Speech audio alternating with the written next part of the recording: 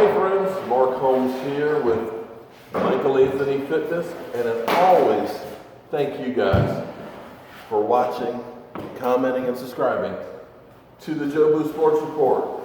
Without you guys, this does not work, not at all. Now, I'm going to do this for all the guys that just hate Dak Prescott, because if I don't talk about Dak Prescott or Earl Thomas, then they start saying, thank God you're not talking about that crappy quarterback that we have. So, this is for all you guys. Now here's an interesting piece.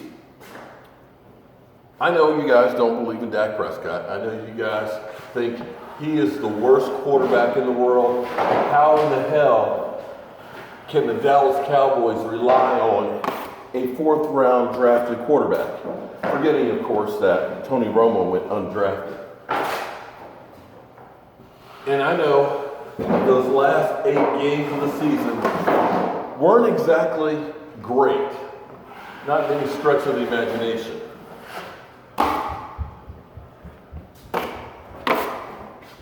But here's one of the ways that you evaluate quarterbacks. They have the QBR ratings. Now, they're a little different now versus, say, if you were to go against, say, Roger Staubach. The league's changed the rules to the point where pass interference, illegal contact have made it easier for the quarterbacks to make more completions. So, ranking quarterbacks from the 60s and 70s versus now are like apples to oranges. So let's stick with quarterbacks that are playing right now. Same type of era. Generally speaking, if you have over about 130 QBR, it's considered fantastic. It's outstanding. I mean, that's the cream of the crop game. If you can get over 100, that's considered excellent. And anywhere from about 100 to about 70 is about where most quarterbacks will fall. And anything below 70, well, you just stink. You may want to become a wide receiver. So when you evaluate guys, Aaron frickin' Rodgers has more 100-plus games than anyone else. He's the cream of the crop. 55% of the games he plays, he has 100 or better QBR. You can't argue with that. Tom Brady, he's second with 47. You've got Drew Brees, who, we know how good Drew Brees is. He's 46%. So these guys are doing fantastic. So the question is when you know that somebody like Eli Manning is at a 27, 27%. So 27% of the time is when Eli Manning has 100 or better QBR. Not exactly very good. A lot of the cream of the crop quarterbacks that we think about, Russell Wilson, 47s and things. So where does Dak Prescott fit in this mix? Believe it or not, Dak Prescott is second with 50% of his games having 100 QBR or better. Let me say that again.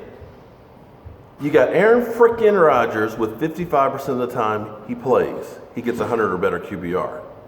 Dak is second with 50. Oh, I know. People say that we've got the 5th best quarterback in the division. Yeah. Eli Manning has almost half. Where's Carson Wentz fitting that? 31%. 31% of the time is when Carson Wentz has 100 or better QBR. Nick Foles is doing actually a little better with 41. So haters, let me see your response to that. Because I know you'll come back and say, oh, well, Clearly, it's only because you had Zeke Elliott and the running game or the offensive line. It couldn't be Dak Prescott.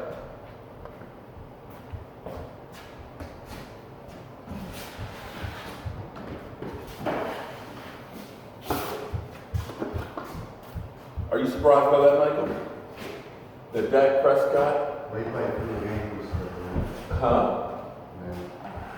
That he is double. I can't wait to hear what the stinking New York Giants fan has to say about that. He played 3 games. What? No. Percentage.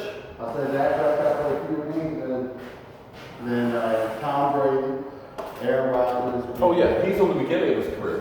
So that is huge. Well, games.